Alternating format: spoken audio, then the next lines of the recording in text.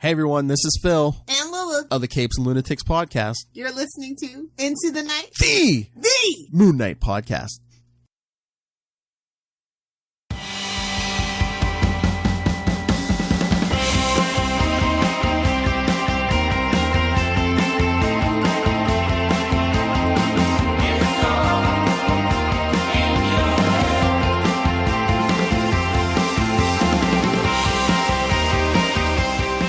Yes, welcome back, Loony listeners. You are listening to Into the Night, the Moon Knight podcast. This is episode 230, and you are with your High Priest of Khonshu, Ray. Hello, and joining me in the hot seat for this episode is a very familiar voice, one of the valued patroonies. You probably heard him in the serials, co-hosting, and such. It is Knol, Looney Tunes, Tate. Knol, welcome back. Bigger. Hey, buddy. Knol, how are you doing? Yeah, good. You know, as well as can be. Still shaking off a bit of a cold, bit of a virus. Not that virus, but you know, the other one. the other one. But that's okay. It's always fun to have you on anyway. And anyway, listeners. This is an idle chat, and what Knol and I will be doing, just steering myself back on course, is, look, Knol and I, we're just going to go through some of the white noise, the news, just have a chat, just an informal chat about what's been going on with potential news from the Moon Knight TV and comic book fronts, or some other stuff. I know, Knol, we're talking about Spider-Man. No way. Spider-Man. Spider-Man. People keep on saying, "Oh, Far From Home." I'm going, no, that was the second one. It's not the Far From Home. It's not the Far From Home trailer. It's the No Way Home. That's right, isn't it? I hope I got that right. Isn't it? Yes, it's got to be. Yeah, No Way Home. Yeah, Far From Home. He was in Europe. No Way Home. He's traveling the multiverse. That's how you remember. And actually, someone was telling me as well. I mean, and it's pretty much like Captain Obvious, but those little subtitles, they actually do occur in the movie, right? So, Far From Home, as you say, he was in Europe, he was far from home. Homecoming, what was that? Did he? Oh, no, it was high school, right? He was still in high school. He literally went to his homecoming dance for a second and then left, yeah. Yeah, it's a homecoming. Yep. So one of my favorite scenes in that movie is the montage of him and Aunt May getting ready to go to homecoming, and it's set to that great English beat song, Save It for Later. And we're doing a little montage getting ready, and then the needle picks up off it when the vulture answers the door, remember? Look, I love the movie. I think I've literally only seen that once. I've got the Blu-ray and everything. Really? Yeah. Wow. And I even want to watch Far From Home again because I enjoyed that as well. But it's just, I guess, finding the time. But that's why I've totally forgotten. I just remember it's now coming back to me. I love that scene with Michael Keaton in the car, like just full on. What a great threat that he gives Peter. And I rarely actually get nervous watching a movie, and I was in the theater, kind of like. Yeah, I'm kind of terrified. This is amazing. Yeah, he does it so well. But also that big reveal of when who was his date? I can't remember. She turns out to be the daughter of him. That reveal was great. So whoa. Liz Allen. Yep. Liz Allen. All right. So anyway, where I'm getting at with this, Knol, is No Way Home. I guess they're speculating then that would mean the Peter Parker as we know him, i.e. Tom Holland, will get lost somewhere in the multiverse. Do you reckon? Do you reckon he'll be replaced by someone? Or is this a chance actually for Tom Holland to now dance and prance around in the Sony movies with Venom and Morbius and stuff? Is he going to be that's loaned? Been a lot of the speculation has been maybe it could even be the last MCU film, even though I think he's actually scheduled to do one more sort of crossover one, or in contract he has to do one more like Avengers Oh, film, or at least with somebody else. okay. But yeah, people like that's a way to get the Sony either into the MCU or get Spider-Man out of the MCU. Yeah. Oh, that makes But sense. I don't think so. I think they could do. They know. I mean, he's still. I don't even think he's 25 yet, Wow. and he still looks in. At least in his late teens, maybe starting to look a little older than that. Yeah. But they could easily get a whole nother trilogy out of that kid, and there's Oh, yeah. even more if they wanted to. There's so much great Spider-Man stuff before sort of the One More Day retcon. Yeah. Of him being like a young adult and being married and all. Those were some of the comics I grew up with, and I would love to see some of those kind of stories. Like, you don't have to. It was great that they started him as a teenager and kept him in high school through all 3 films, opposed to getting him out like 10 minutes into the first one or whatever. But it's what's great. He can mature with the character with the movies. If he's keen to do several more films, which it seems like he is so far, he's having a pretty good time. I think so. You throw enough money at it, I'm sure you'd love to. I mean, it's the number.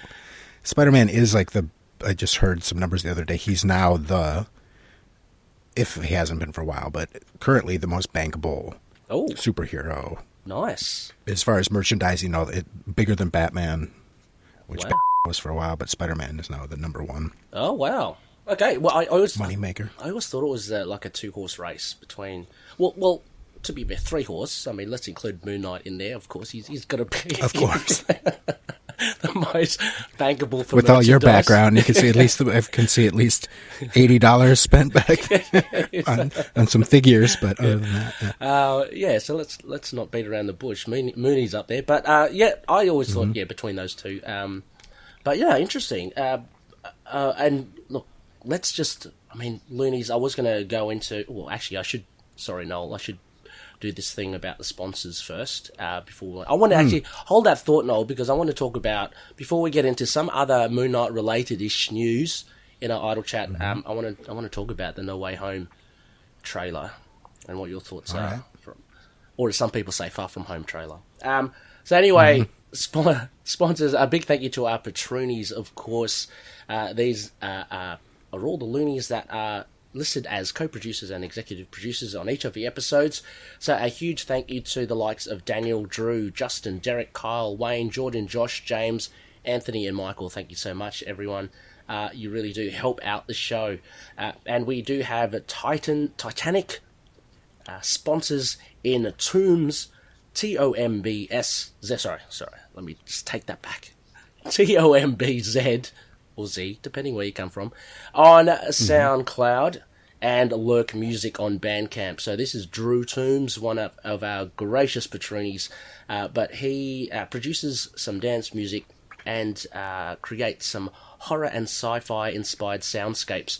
So go check out his music on Tombz on SoundCloud or LURKMUSICK on Bandcamp. Fringe Tonight by Daniel, doing an original indie comic based on Erie, Pennsylvania's very own mysterious superhero. Really good, and Daniel, such a great creator and a great cosplayer as well. He keeps me up to date with his cosplay costumes. and he's a good dude. He's a good dude. He knows his Moon Knight. I mean, I'm going back to episode 200 there, Noel. He really made a run for it, didn't he? With the Whooped my ass, that's for sure. and Dreamland Comics from Illinois, the superhero superstore. Go get all your back issues from there. So anyway, Loonies, as we were saying before, Noel and I already started launching into just a chat. This episode will just be on some news that we've discovered. But yeah, Noel, I wanted to get back into the No Way Home trailer. What were your thoughts initially? It actually, it was, other than the second Captain America Civil War trailer that introduced Spidey, was the trailer that actually got me most excited, even more than the 2 other films. There was something about it. It popped up. I was laying in bed next to Laura, and she's like, I had my headphones in, and I started apparently grinning like an idiot. And I was like, I got goosebumps. And she just shook her head. You fucking nerd. I was like, this looks really amazing, especially when it got to the part, I can't spoil the trailer, but when they showed Doc Ock's arms Oh my god, coming in. Well, the pumpkin bomb and then Doc Ock. I was like, oh, cool, we're getting teasers for all this. And I kind of was like, I got all weird. My voice got all high. And then when they had that de-aged Alfred Molina sort of say, hello, Peter, or whatever he says, I was just like, lost it. I was like, this is so fucking cool or whatever. And Laura was still not impressed. She's like, you're such a nerd. But, it's been the most exciting trailer of all the Spider-Man related ones so far. I don't know, something about it was just, I feel like the first 20 seconds or so when they were just like, yep, this is where he's at. People know who Spider-Man is. And they were showing what looked like alternate footage from the end of the last movie of him and Zendaya swinging through the city. Yep. But then they do that great shot where it's half Parker's face, half Spider-Man's mask, like they would do in the comics all the time. But, like Spider-Man, Public Enemy #1 or whatever. Yeah. I was like, this is cool. It's like a way of doing something new with that kind of stuff, but with a story that they've sort of told before. And it's just cool. It is really kind of taking from comic book stories, but doing what MCU does best with that kind of stuff and mixing it up. Yeah. And making it sort of new for, like they've done, everyone's pointed out, it seems like with the Doctor Strange being in it, it's very much kind of a One More Day thing, but it's like, what if One More Day was done correctly? Not for stupid reasons. I think so as well. I mean, there are these I've had this conversation with other people about these themes recurring for characters, and not only Spider-Man, but for a lot of, where they kind of redo the same old thing, but they're doing it in a different way. And I think this is, a lot of the thing for Spider-Man has been this thing with his secret identity. Out of all the superheroes, I think now in Marvel, definitely in the MCU, his secret identity is like he's got the most to lose for, right? In his, he's got. I think he's like the only one with one. Yeah, I think you're right. I was just trying to think in my head. I think you're right. He's the only one there. Well, if you count Daredevil as well, that's very much. But he already showed himself in season 1 to Claire Temple, so that didn't last long. But it looked. I thought it looked really good as well, and exactly as you said, the big money shots for me were the pumpkin bomb and Melina. And I was fooled as well. I think, he's looking good. Jeez, it's been a while, but he's looking good. And then Dave from Signal of Doom, he said, "Oh, Ray, it's probably just special effects." Well, I was pretty impressed with what they did because it didn't look like he had a plastic face. You know what I mean? No, it looked pretty. They good. did a whole movie with Sam Jackson 30 years ago or whatever. So and there was. Most of the time looked pretty good. Yeah, most hit and miss, but for a few moments to have Alfred Molina there looking like it was like, I saw some blow ups. People took some screenshots and blew it up. And you're like, okay, you can tell, but in a live action setting, you're not going to be able to. Yeah, he's going to be cool. He's going to be that little, with all these arms kind of just stomping around. So, and there's so much to pack. There's so much packed into that trailer as well. The idea, the big kind of shout-out moments of the pumpkin bomb of Green Goblin, hearing Willem Dafoe's cackle and Doc Ock, they kind of, for me, were front and centre. But you have all these other speculations now as it seemed like there was Sandman in there as well, and Electro. Yeah, there was like a big poof of sand and, green electricity opposed to the blue, which is good if it is. Well, we know Jamie Foxx is in it. He has said it. Yeah. So... yeah, hopefully they do something with that character, because I don't hate the Amazing Spider-Man franchise as much as some people do. I don't love it, but there's good moments, I think. Yeah. But Jamie Foxx, I think they did him dirty with that portrayal of Electro. I think it was a waste of his talents. You know what? You just give him kind of that. Yeah. That role to play. You could, and I know we're talking about Electro, one of the more, I guess, corny Spider-Man villains, but you can really dig into, and you can really flesh out Electro's character, I think, to make him... No, the character, it's the outfit that is goofy, that's all. Yeah. And I wouldn't mind. They should just do it. Fuck it. At this point, just do a crazy, goofy, lightning bolt mask thing, and just like Yeah. it's fun to draw. So I can imagine them having a fun trying to bring that to life. Yeah. I mean, they did the Loki outfit in the Loki TV show Yeah. for what's his name? Just do Electro. It'd be Yeah. hilarious. Richard E. Grant. Whenever my voice gets lower, I feel like I'm doing Justin the Owl. Oh, that's good. Oh yes, love that. It's great. A shout out to Justin there. I've been listening to a lot of Tombs of Evil with the two of them now together. So it's Yes. And funnily enough, Noel will be capping off later in the week the finale of that arc, which you and Justin have been chatting about, issue 17 to 20. Yes. We will be Arsenal. Nimrod, Nimrod. But Noel as well. A potential Sinister Six on the cards. I mean, we've got Vulture. He's still in the universe. Scorpion was announced. Mysterio apparently is not dead. Then you got Sandman, and people Well, they haven't said that he's not dead yet. Well, I don't know. I think people are just saying like, "There's no way he's dead." Yeah, okay. He's come back in the comics before and And faced his death many times. Master of Illusion, Noel. You can't. You never know. Those guys are crafty. But Lizard, apparently, there was a little flash of... I don't know how. There was Actually, at first I thought it was Venom. I think I wasn't alone either, too. People were like, was that Venom? Oh. But then I forgot that in Amazing Spider-Man, the first one, they gave Lizard that flat face kind of thing, and I was like, oh, yeah, okay. Yeah, I hope they... I don't like that design so much for Lizard. I wish they kind of had that more alligator sort of... snouty, Yeah. Hey, that's fair enough. I did like Lizard in Amazing Spider-Man. Actually, I thought... As a character, I did, yeah. Yeah. I didn't like the design. Yeah, that's fair enough. He was definitely formidable for Garfield's. I mean, that fight in the sewer was very reminiscent of some comic cool. books. Yeah. So I wouldn't mind seeing the fight in the librry. Oh, yeah. With Stan Lee listening to classical music. that was my favorite scene in the whole movie, I think. Yeah, I'm definitely going to have to go rewatch these Spider-Man films again. So, okay. Well, do you think everyone is... Well, there's some people who are a little disappointed that we haven't seen the other Spider-Men. But that has not been confirmed at all. And I wonder if a lot of people are going to be disappointed that they're not in it. I could see them not really being in it. Can I... is this...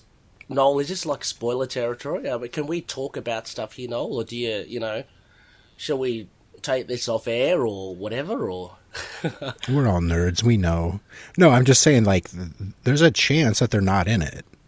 No, I was about to say, because... Andrew Garfield and... what's his name?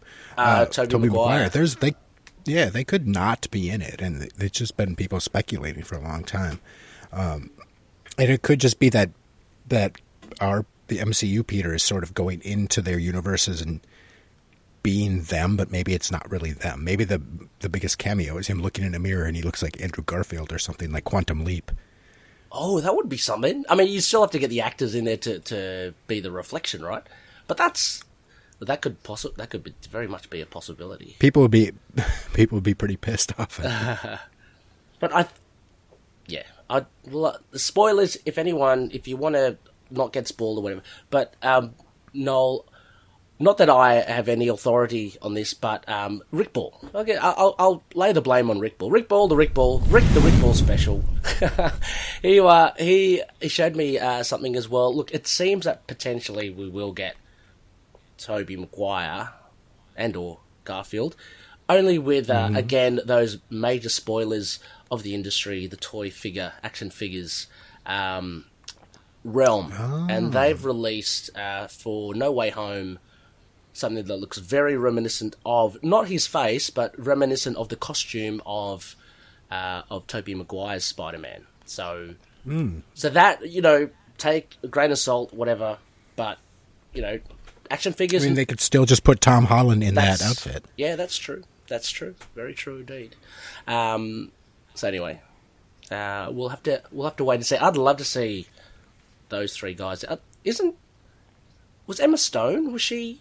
She was Gwen Stacy. Yeah, but she confirmed? No, she's rumored as well. I haven't heard anything about her. Yeah. Okay. Well, look. At The only rumors I really know, or two of them are confirmed, I guess. I mean, it's Alfred. Well, I'd heard that Willem Dafoe was rumored, and now he's confirmed. He's confirmed. And the only other one that I really have heard, because I don't dig too deep into this stuff, but it's Charlie Cox playing Matt Murdock, not necessarily Daredevil, but being... And there's a scene where Peter's being interrogated, and somebody in a suit and tie slams down some papers, and everybody's like, "That's Matt Murdock." And I was like, he looks a little out of shape if that's... With the white business suit. Yeah, business shirt. Yeah, I mean, that could be anything. Yeah. Jeez. But I love it. I love how fans get kind of really worked up at it. It's good. Fucking nerds, I tell you. Yes, fucking nerds. I love nerds. But again, it'll be fun to see Charlie Cox if he's in it. Be good. Oh, I hope he is. He's actually the one that I'd like to see the most. That would be... Look, I think, as well, I was thinking about the other day, all this speculation, all this kind of hubbub online about, they're going to be in it, they're not going to be in it. I still think if you, as a consumer, go into the cinemas, having read what's online and all that, and they still show you, and they do reveal that Charlie Cox is there, or, they do reveal that the Spider-Men are there, it's still going to be a, oh, holy shit moment. It's going to be a great moment, you know? Of course, I'm only saying that because...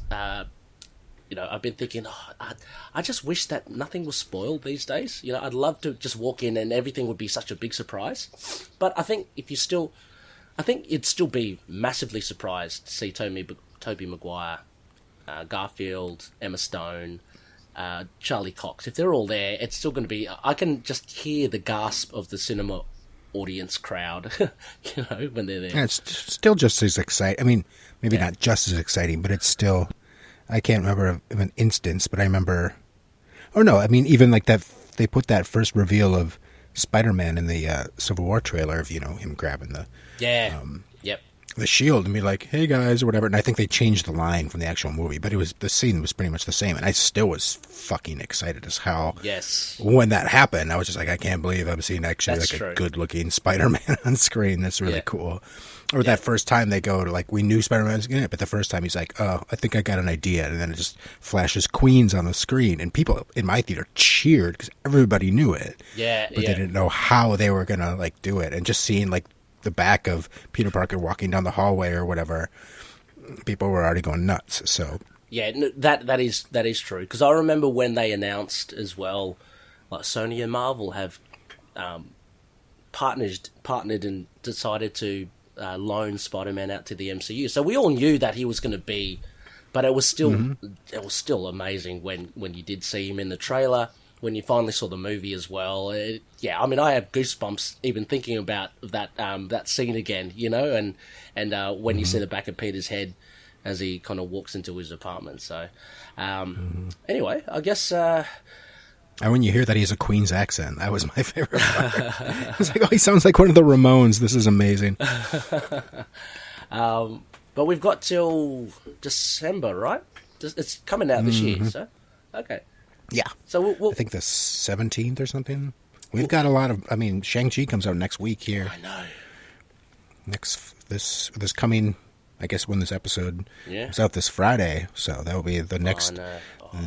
only the second time I've been in a movie theater in 3 years or whatever. Don't remind me, Knol. Lockdown here, so I won't be able to see it. And they're not streaming it until a month or so after. So I'll be seeing it in October. But for... whatever. As long as I don't, I'll try to not get spoiled, but I'm sure something will happen. There have to be, I'm sure. Yeah. I've heard some early reviews, and people are saying it's really, really good. Yes. So, yeah, the only negative review I saw was someone said it was a Chinese version of Black Panther, and I was like, well, Black Panther was cool, so a Chinese version would be great. That's a really base way of describing it. Yeah, that's what I just saw the headline. I was like, that's a stupid. I think it was the Daily Beast or somebody. I was like, that's dumb. Yeah, okay, whatever. Yeah, I've seen some reaction, people walking out. They had advanced screenings and stuff, and walking out, and they've all said it's been great. There's apparently this one lady, she does reaction videos or something. She's quite big apparently on YouTube, And she apparently is not the biggest fan of Marvel films, and apparently she came out gushing after Shang-Chi. So it's like, whoa, okay, that's got to be good then. Yeah, and people I know who are fans, not people I know, but reviewers I know who are fans of the MCU have said, no, it's great. Cool. There's one guy who said it was, other than there was one scene, I guess, that could have derailed it a little bit in his mind, but he said they were able to steer clear of that. It was just kind of a, who knows, like a plot thing. Yeah. That could have gotten wonky, and it didn't. And he said, other than that, they could have maybe done without that sort of wonky part, but they cleared it up anyway, and he said it was a great movie, so. Cool. Look, the fighting. I guess the fighting's real great. So. There's going to be a high bar set of expectations, I guess, for it, because it has been touted as the martial arts kind of equivalent of an MCU film. A lot of martial arts fans will be looking at it, scrutinizing it as to whether it kind of lives up to that name. Hopefully. I mean, like, there doesn't seem to be any reaction saying that, it was a bit of a letdown in that regard. So, yeah. No, the opposite. Yeah, we'll have to. I don't know. Well, I'm looking forward to watching it when I can, and we'll see. Also, Knol, as well.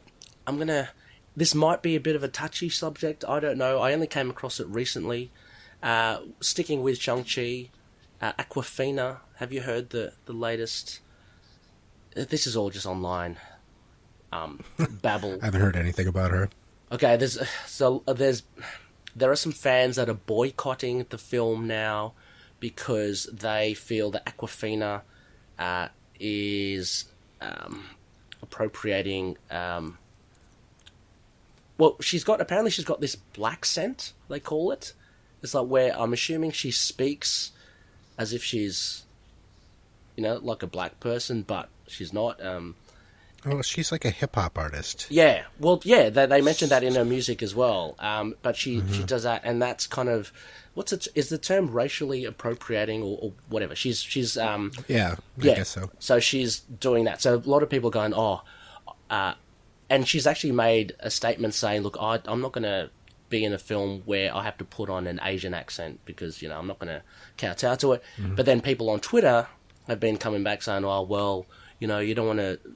Walk to that tune, but you're at the same time you're putting on this black scent. So they're calling her a bit of a hypocrite. I don't know about you. I think it's actually a bit of rubbish myself. It sounds kind of dumb to me. It's just like I would said, it would be a different story if like that was the character she was kind of trying to do or something. Like trying to. Yeah. Oh, I'm gonna make it like a down hip-hop girl, but that's not my thing. It's like that literally is her thing, and it's like people have been appropriating hip-hop culture since it's like non-black people have been you'd say black and Puerto Rican have been appropriating that culture since it started. So I think so. Like listen to somebody like Eminem talk, and it's not like he's like, oh, hello, I'm from Detroit. Exactly. And I'm from he tries to be all down and like speak with slang and all that. Absolutely. I mean, and there's people who do that. There's people in the neighborhood I live in, like white folks who grew up around black folks who that's like how they talk because that's like their friends. Yeah, and it's kind of like, well, whatever, but like who gives a shit? Yeah, and apparently Awkwafina, especially if she's a big hip hop artist, so and it's like in her slang to begin with. Yeah, I mean, and she lived and grew up in and around, I think, New York or wherever. I don't know. I'm ignorant when it comes to US geography and all that stuff. So please, but again, the people have been. She grew up like in and around people with speaking like that as well. So not only is it part of what she does for her music, but it's So anyway, I think that's a little bit of a stretch for people who find issue with that and wanting to boycott the movie. So all I can say is that if you don't want to watch the movie, then just don't watch it, okay? And let's not cause a fuss over what's really a small thing. But anyway, I just wanted to see if you heard about that, Knol, and what your thoughts were on that. It's PC gone mad, I tell you. PC gone mad.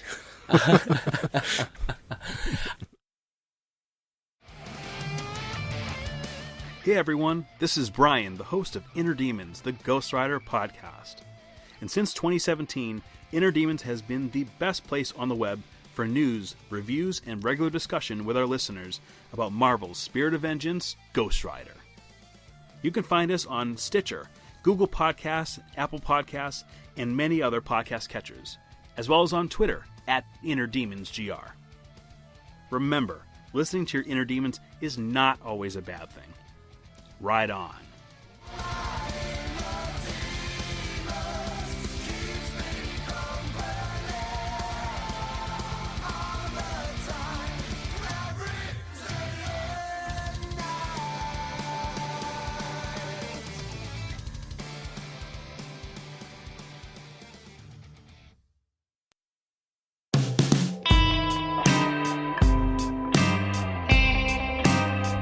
Anyway, so moving on to some other news here, Noel. We have Marvel will reportedly introduce a new character in a Disney Plus show no one knew was coming. So this was more so for a Halloween special. And yeah, they're doing a Werewolf by Night Halloween special next year. Oh, it's next year. It's not this year. Oh, is it? No, I don't know. Well, no. Maybe it is this year. That would be cool if it. No, they're only asking for casting now, right? It's too shorter. Yeah, there's no way they could do it. Yeah. No, but I think so. It's got to be. So it will be after Moon Knight. Yep. If it's for next Halloween, so I wonder if they're introducing a new character.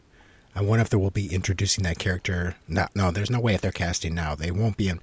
Sorry to tell everybody, but by doing my quick math on my fingers, we're not going to be getting Werewolf by Night in the Moon Knight series. No. If they're casting him, if these rumors are true and they're casting now for something for next Halloween, maybe we'll get a hint that there will be a Moon Knight or a Werewolf by Night. But that just hit me. I'm like, oh, okay. Well, that spoils a little bit of Moon Knight for me. But I don't think that was people's main want for the Moon Knight series. You and I have talked about it. Yeah. We would have really liked it, but but I guess they're wanting to cast a Latin actor for Jack Russell, which I thought was cool that they're putting that out there. Even though I don't think Jack Russell was in the comics, but whatever. No one's really going to care that much. Now, what they talk about, like, because there are two Werewolf by Nights now. There is the new one that the guy from what's the Taboo, Black Eyed Peas. Yeah, Black Eyed Peas. But it was that character Latin? I don't think so. You read like the first issue, didn't you? Yeah, I did.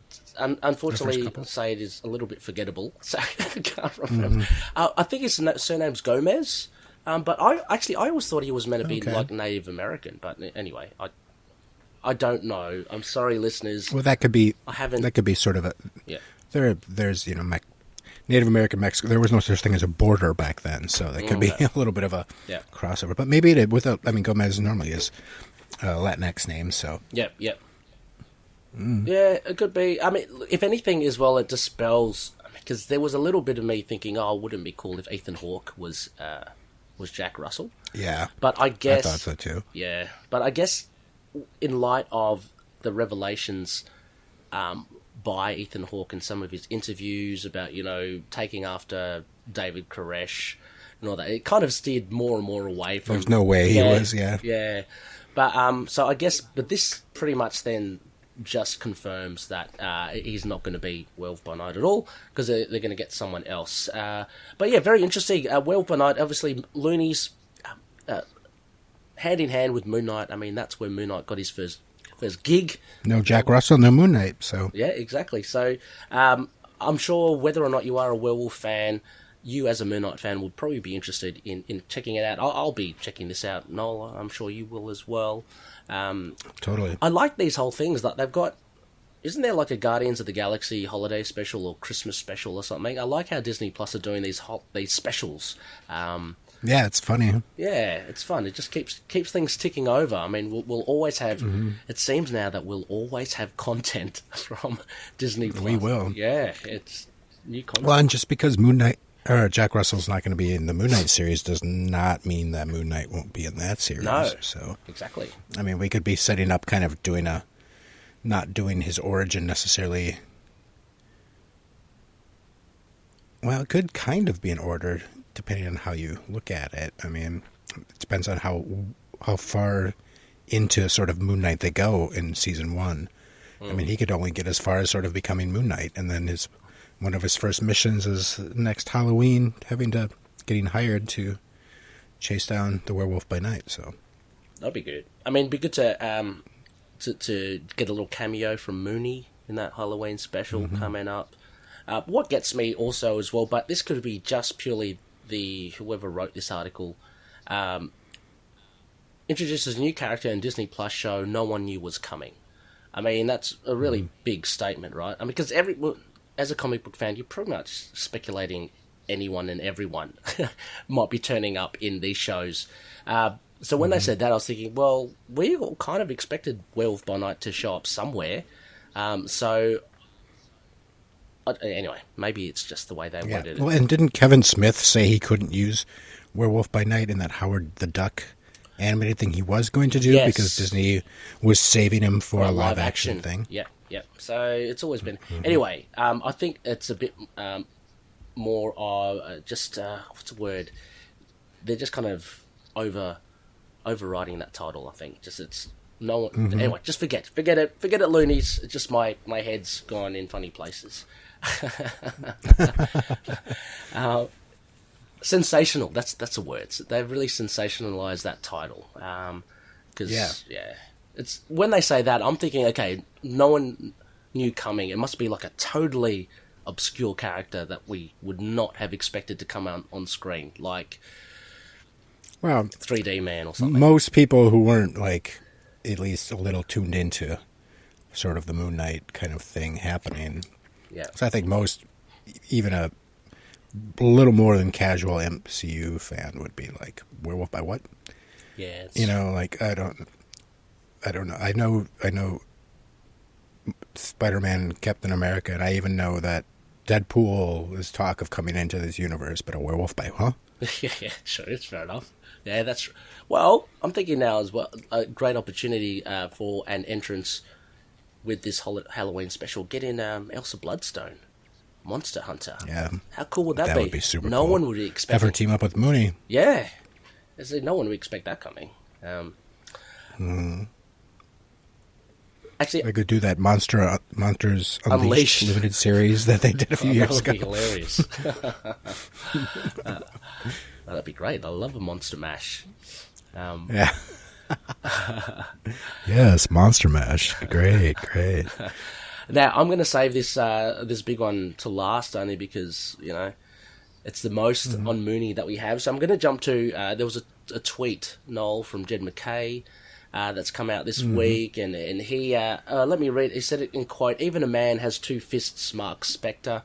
How arrogant you must be to assume a god. Our god would have only one." And it's a preview for Moon Knight issue 3 coming up mid to late September. Noel, what are your thoughts on this? This was pretty cool, Hunter's Moon. That escalated quickly. It's like one issue we introduce him, second issue we completely ignore that fact, third issue he's right in there. It's cool. I've been liking the new series, so I was hoping he would hold the full sort of reveal of Hunter's Moon for a few more issues, because I've been liking this sort of one and done with a slight tie-in to the overall story so far. But I don't know, the design looks cool. I mean, it looks a little like Fist of Khonshu. It does, yeah. Some of the golden stuff, but like not quite as corny, I guess, as that. But just having the full moon on him, I don't know. Yeah, that excited to see him fight. That'll be cool. Yeah, I mean, again, so sorry, listeners, you can see it, and I'll put the link in the show notes. It's a preview panel of Moon Knight and Hunter's Moon coming towards him. But yeah, he certainly has the gold bling around him, looking very Egyptian-like. And yeah, one of the most notable differences is that, he's got the full moon on his chest and the full moon on his forehead. So, I guess a difference there. But no, drawn really well here by Alessandro Cappuccio, and the colours by Rochelle Rosenberg. Fantastic. It's something that really striking when you have black and whites, but once you introduce like, yellows and oranges and reds. They really do kind of pop out. So, looking forward to that. And as you say, Noel, yeah, they've kind of been slowly bubbling away at Hunter's Moon. Like, at least the last pages of issues 1 and issues 2, you get to see him. Like, it was a bit of a throwaway at issue 2. Just had him, lurking, like any good baddie is at the top of a rooftop, just lurking across the street. But yeah, we'll definitely get more of him now. Looney's, if you don't know, he's on the front cover of the main cover for issue 3. So I'm sure we'll get the whole deal there. Mark will have a lot to do with it. I do like also as well, Noel, he's got, keeping with that monster aspect, so Mooney has not only got truncheons, but he's got like a stake at the side of his thigh as well. It looks like. So he's it's part of his new arsenal, I guess, with some of the people he's having to deal with. Yeah, and someone mentioned on cool. Twitter as well that the costume's very much taking leanings from the Shelby design as well, which has made a this one is kind of back. There's a more. It's hard to tell because the inks with his art have been really cool, but they're very like. There's not a lot of like cross hatching per se. It's just like it's either black or white, which is really cool. Yeah. And there's a little bit of gray, kind of like in this one image we're looking at now. There's a little bit of gray in there, but it's mostly pretty much like. Oh yeah. There's like some white on the legs of Moon Knight, but it's like, is that white or is that just shine? Yeah.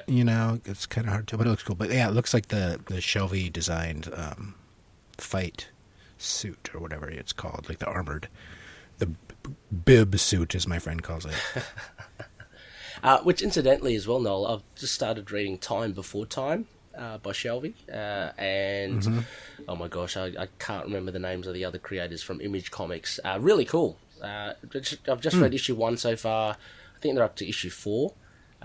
But the art's really cool as well. Shelby doesn't do the interiors. He just does right. Just does a cover. Just writing. Yeah, and he co-writes it. Yeah.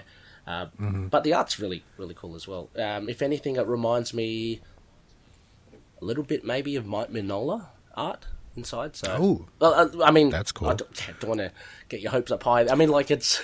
No, I know. Actually, I heard an interview with Declan, and he was talking about that. He was like the person. I forget the name of the person who does the interiors, but he said, closest thing it really reminds me is of Mike Mignola, and I was like, oh, I'll have to check that out. So yeah, it's good that you recognize that too. Then, so that must be. Oh yeah, so and true. Definitely worth checking out. So a little shout out to Dickon Shelby's Time Before Time. Why not? Anyway, Noel, I guess lastly, we've got some bit of news here. Moon Knight, there are photos that hint at Mark Ruffalo's Hulk appearing potentially in the Disney Plus show. So what has happened, Noel, is that there was someone, this lady, she went on Instagram, I think, or something. She took some fanfics, can I have a selfie with you, please? She took one with Oscar Isaac, and then she took one also with Mark Ruffalo, and they're both outside the same hotel in Budapest, meaning that Mark Ruffalo is in Hungary as well. What's he doing there? And Moon Knight... Holiday. Yeah, true. Moon Knight is being filmed as well in or was, or is, or still is, in Hungary, in Budapest as well. So people have been putting 2 and 2 together. Will Mark Ruffalo turn up in the Moon Knight shoot, or is he there indeed on just a holiday? I don't know. What do you think? I would not want to go to Hungary on a holiday with their current political predicament, but meaning that the leaders of that country are borderline fascists. But apparently the mayor of Budapest is a cool dude, so whatever. In contrast to the rest of the country. But I don't know why else you would be there.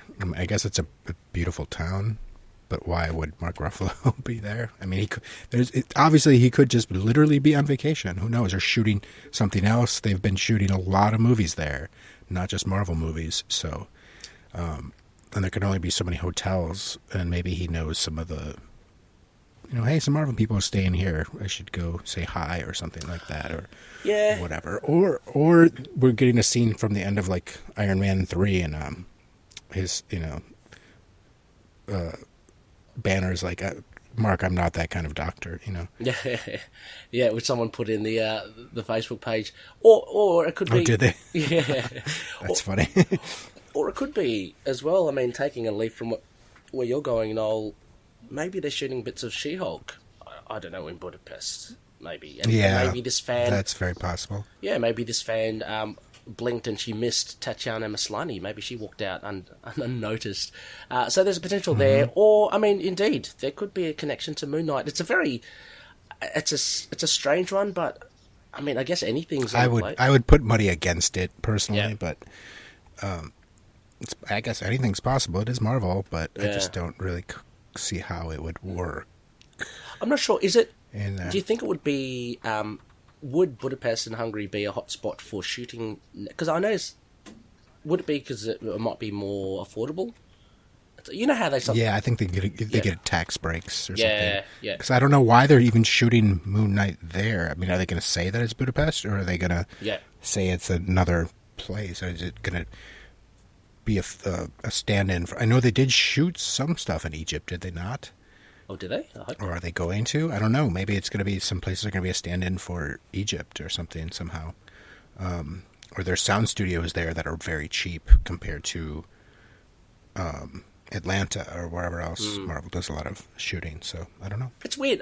I thought, I don't know. We'll have to see, because I think they were filming within a museum as well. So that museum could be anywhere. You know, did it have to be in Budapest? So I don't know. Well, it could have a lot of Egyptian artifacts or something. Yeah, true.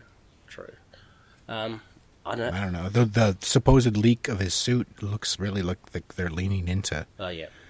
The real Egyptian thing. I still don't know if that's 100%. Oh, really? I know there's been some confirmation that it has been, but something in the back of my mind is still like, I don't know. Yeah. Do you like the suit, or? Yeah, I thought it was cool. Yeah. I mean, it's not my favorite. It wouldn't be, but it's like I understand the fact that I know what they're kind of going for, and with some of the things even Kevin Feige said. Yeah. You know, he was really sounding like he was pushing the Egyptian thing, so I can see them going for more of that iconography, which, you know, they didn't really early on in Moon Knight in the comics. So, you know, it wasn't really until Fist of Khonshu when they were kind of like, maybe we should have more of this sort of iconography or whatever. So if they do a little bit of that, I'm down with that, you know. Plus, you know, everybody says, like, you know, it's an MCU character, like their suits change all the time, so. Yeah. Well, I mean, that's each new season, you get a new one. Yeah, I mean, that's how I see it. I think it's like, if anything, it's a proto suit.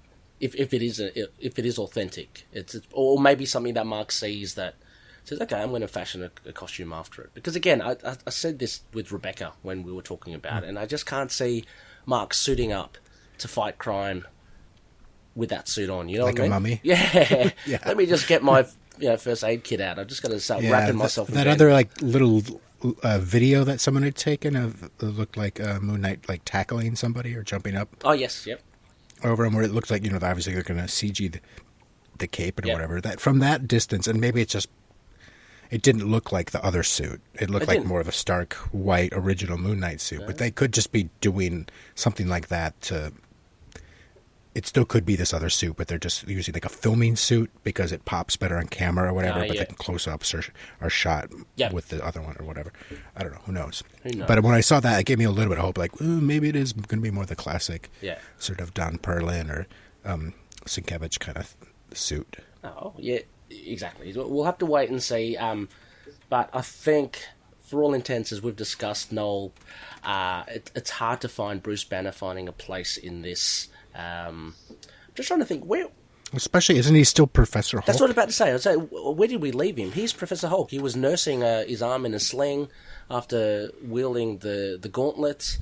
I don't know. I think the chances of them shooting some She-Hulk stuff there seems like a more on point sort of thing. You know, it's like that seems more reasonable. That could be it. Okay, well, we're going to go with that. I mean, they have been filming She-Hulk, haven't they? Yes, I've seen. So I've seen. I just haven't seen much news about it. No, I haven't either, which is good. I've seen a couple of photos of Tatiana, and she's in her, obviously, Jennifer. As Jen? Yeah, as Jennifer. She's got this, they were making a thing about what she was wearing, because it was like either a university tracksuit or something, or a jacket that had the name of the city, and they're going, oh yeah, that's very accurate to the comics, blah, blah, blah, blah, blah. I can't remember the details, but yeah, it was all looking pretty positive. She looked, she looked cool. I can't wait to see. Can't wait to see it. Yeah, I'm very excited for that show. So yeah. Anyway, Knol, I think before we wrap up this episode, we just have a few nightlines. I want to capture in any of the comments we received over the last 2 weeks, because last week was a bit of a write-off. So just comments from previous episodes that we've done and such. Have you got the prompt sheet up and available? I do. Okay, cool. Yes. Would you like to kick off from our Facebook page? Sure, this one's from the Power of Chad. After Mark seemingly consumed a man's psyche, he carries a halo of green eldritch power. It is a very compelling effect and a bright new angle to how Mark's labyrinth mind writhes. The story adds a new compelling rogue in Holly. We got his name? Yeah. I don't remember the part we got his name. Yeah. Okay. I'm really happy it keeps the taste of old Moodite content while building this beautiful work. And Cappuccino's, I call him Cappuccino, it's head, and his hand, and is shaping up to be a beautiful run we're only dipping our toes in. But I'll tell you, I'm ready to dive in. Giving this one a solid 9 out of 10. Beautiful work, enthralling concept delivery, and promises for a very apropos addition to Moon Knight's life in pages, keeping it dark and pulpy like a living vampire. So yeah, I agree. I don't know if I personally wouldn't. It wasn't quite a 9 for me. I think you gave it like a 7 or something. I think it's 7.5, something like that. Yeah, I'm maybe even an 8 for me. Mm-hmm. It was like a fun story. I've been rereading some of Wood's run. Oh yeah, nice. Because I found a trade of that. Ooh, very hard to come by these days. Well done. Not as hard as Bun's run. That's impossible to come by. Really? Yeah, but Brian's Wood, maybe because he was on the outs for a little bit, the trade. But that was like some more, a couple of, that's almost what it's reminding me of more so. Mm-hmm. It's like, that one ties in a lot with, he makes his psychiatrist, the sort of the antagonist of the overall. Yeah, yep. 5 or 6 issues he had on it, but there's still some sort of one and done ones, so they're not quite as good as like Ellis's writing. They're not as like mysterious and as weird, but they're still cool. And that's sort of, to me so far, at least issue 2 kind of had that Brian Wood vibe to me. But it was a little bit more fun in a weird way, I guess. Mm-hmm. There's something a little jovial about the writing to it. So that's like, I can see where Chad's talking about, like sort of like the newer kind of angles in Mark's head and stuff seemed kind of like a new thing. I thought that was cool. Yeah. Even though they've done things like that in the past, but it's like a new take on sort of his headspace. I thought was cool. Yeah. Oh no, that was a big thing, wasn't it? In this issue too, about inviting Hawley to come in and yeah, it just has that quirkiness, like Hawley the janitor, controlling people through his sweat, which is such a weird. And look, I'm just going to mention here quickly a comment here from James Dry. Sweat was a dope concept, and yeah, James, yep. It certainly was. It's a very strange one. Agreed. Yeah, I wanted to show that one to the 5-year-old, but I think she would have tried to lick me after that. But yeah, I mean, the art is beautiful. But thank you so much, Chad. Really cool. Always good to have your thoughts on that. So that's issue 2. On our Facebook group, we have some more. One other comment from Doug or / Lena. Yes. Yep. So Lena and Doug have been helping us with understanding DID. That's on our episode 228. Go check it out. Really, really cool. That was a great epised, by the way. I just want to compliment you and Rebecca again on how that was a really great listen. Oh, thank you so much. But so much great material from Lena as well. So looking forward to Actually, I've already got Lena's second article, so it's a really great read. Looking forward to going through that again for any of the listeners. But Lena writes in, this is on issue 2. I haven't listened to this episode yet, but I just wanted to give some quick thoughts on issue 2 of Jed MacKay's run. I really like the supernatural stuff, especially the Mindscape. I like the fact that Moon Knight pointed out that Sweat Threat, as I'm calling it, that should be his name, as I'm calling him. That's funny.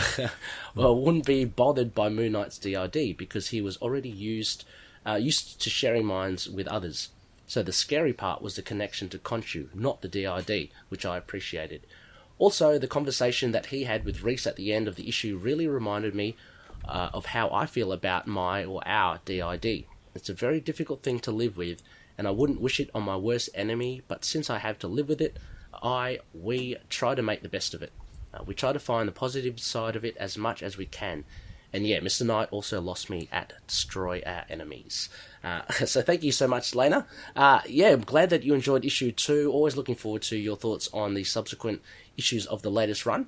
But of course, yes, looking forward to discussing more of your thoughts into DID as well. So very, very happy to have you on board within our community. Mm-hmm. So we got another one here from YouTube. Is that right? Yes. Car Eternal, talking about episode 229 about Moon Knight number 2. Spoilers! Exclamation point! Exclamation point! Exclamation point! Exclamation point! That double page splash of Monster Moon Knight is really freaking cool, and I think it helped establish the theme. It seems that Jed is going for. Good works aren't holy because of a god, but because they are doing so in spite of the divine. Yeah, that's a good point. That's cool. Moon Knight does the work of Khonshu not because the god deserves it, but because it's the work worth doing in itself. In itself and of itself.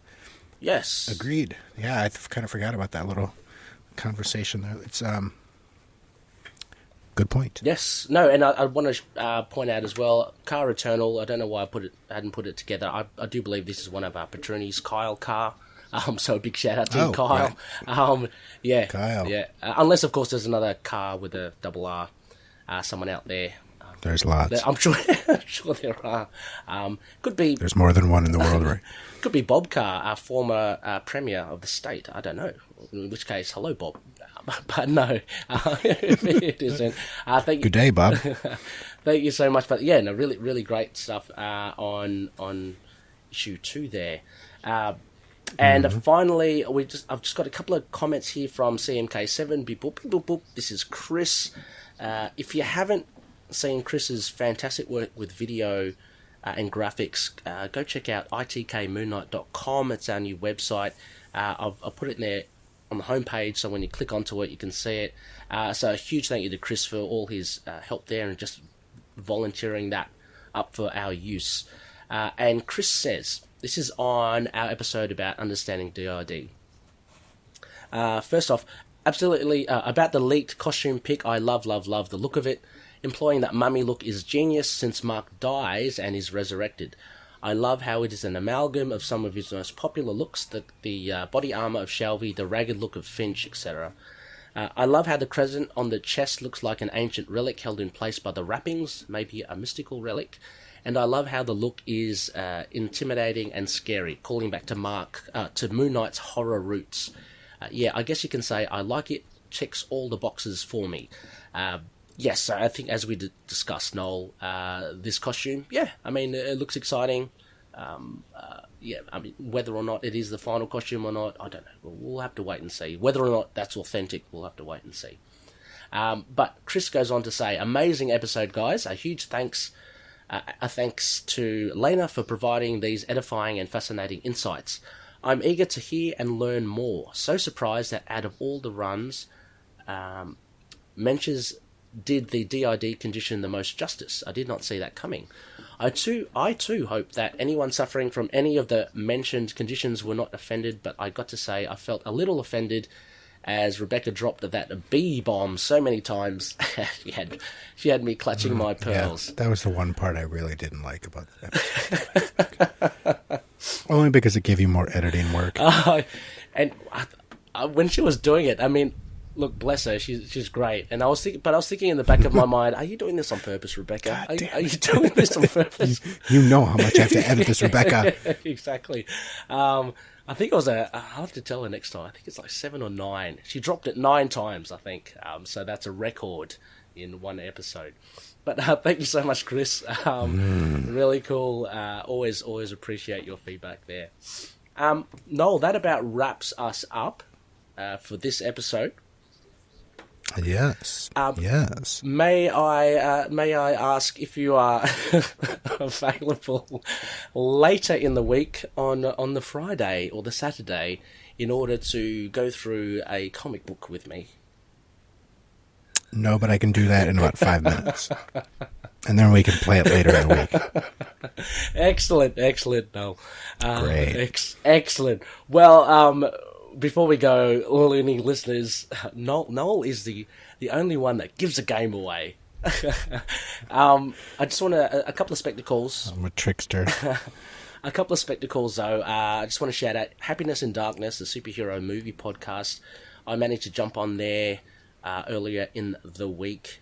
Spoke with the DJ Nick all about The Wolverine, the movie with Hugh Jackman. Nice. Yeah, that was a lot of fun. I love that. I'll have to listen to that. I love that movie. I did not know. I'm usually up on all of your guest appearances, but I missed that one. Slipped that one in there. I did. Nice.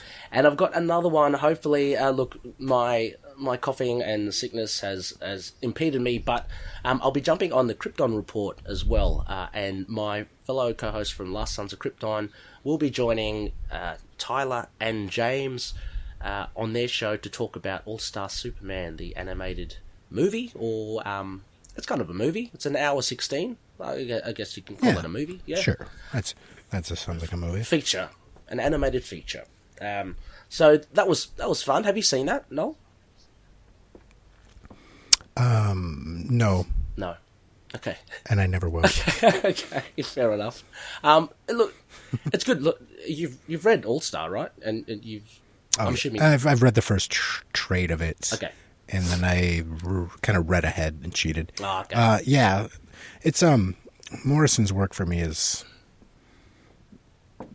It's hit and miss. It depends. That was I really liked that, but I think after I finished that first trade, I just wasn't in a mood for his bullshit, so I decided not to pick it up again. Yeah. But I want to go back and read the rest of it because I know it is one of the better Superman stories out there. Yeah, it's certainly a very solid tale, and the animated feature I think is very true. It's cool. Yeah, it manages to distill those 12 issues into an hour 15, I think, pretty well. So anyway, if you want to hear more thoughts, check out the Krypton report when that drops. So as Noel mentioned, in 5 minutes, in a few days, we'll be featuring a Waning Crescent, and we'll be looking at a Lunatics Classic Run review, Moon Knight Volume 1 issue. Hell yeah. Yeah. Issue 1, Moon Knight Volume 1. Yes, love it, yes. Moon Knight Volume 1, Issue 20, Cut Adrift Off the Coast of America, by Doug Mensch and Sienkiewicz. It should be a fun one. One of those, the classic ones they always are. So hopefully... Love it. We'll have you all back, listeners. Hopefully Justin the Owl. Hopefully you're listening. Yes, he's great.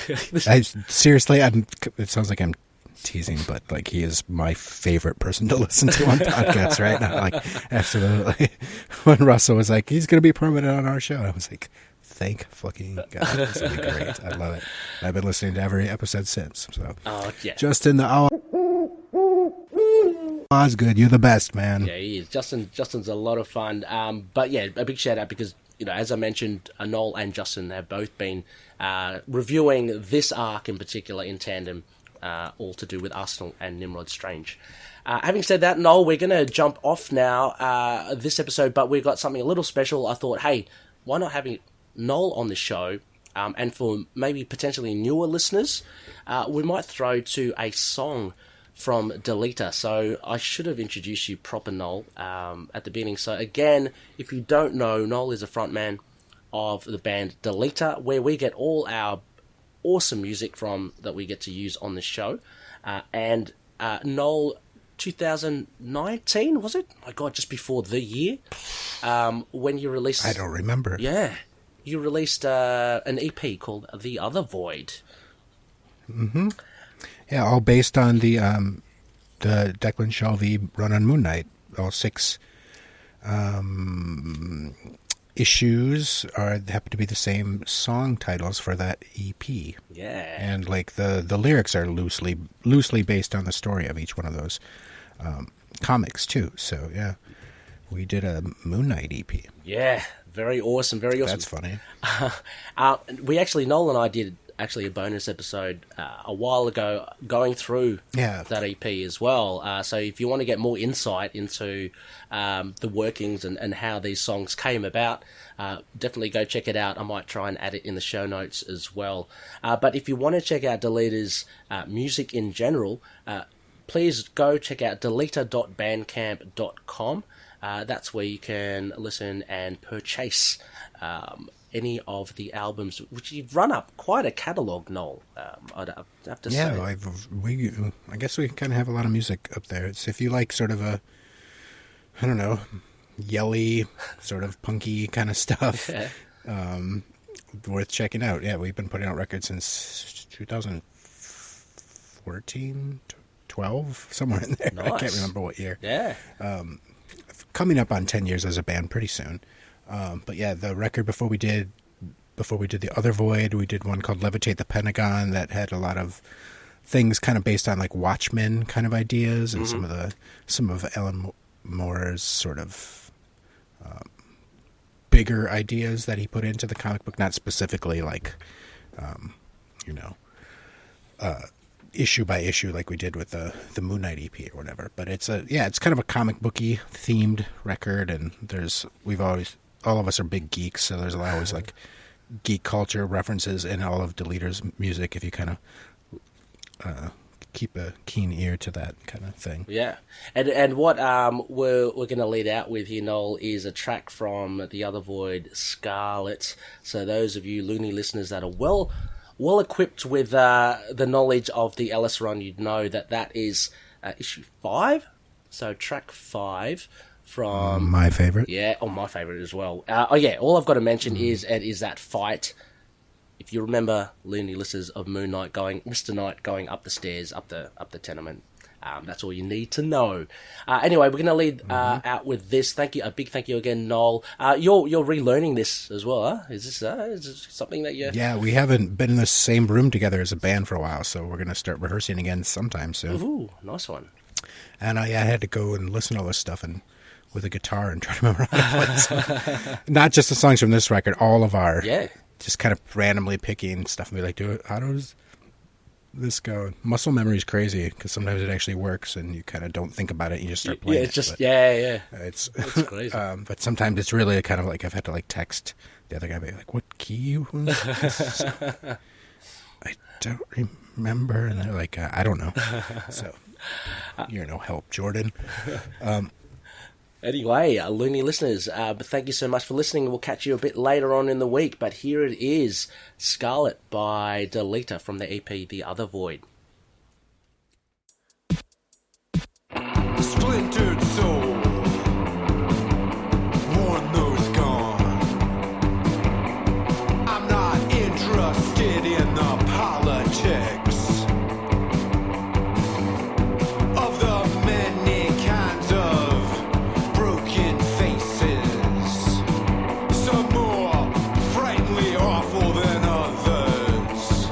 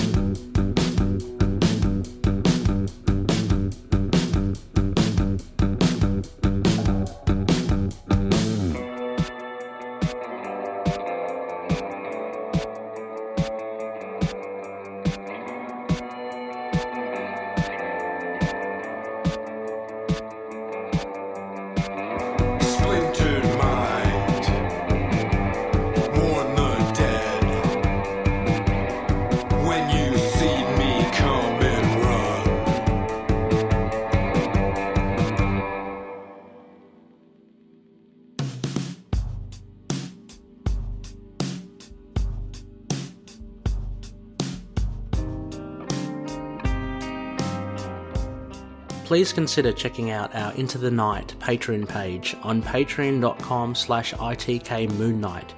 There are plenty of incentives there, like uncut material, bonus episodes, and more, and any contribution will help expand the show.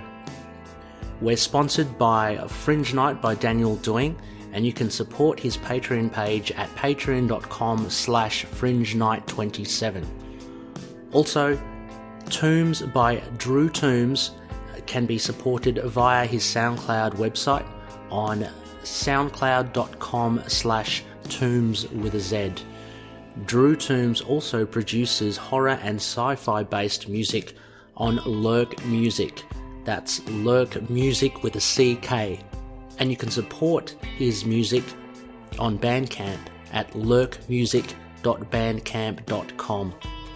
We're also sponsored by Dreamland Comics, the superhero superstore. Use the code MOON to get a promo of 20% off any online back issues.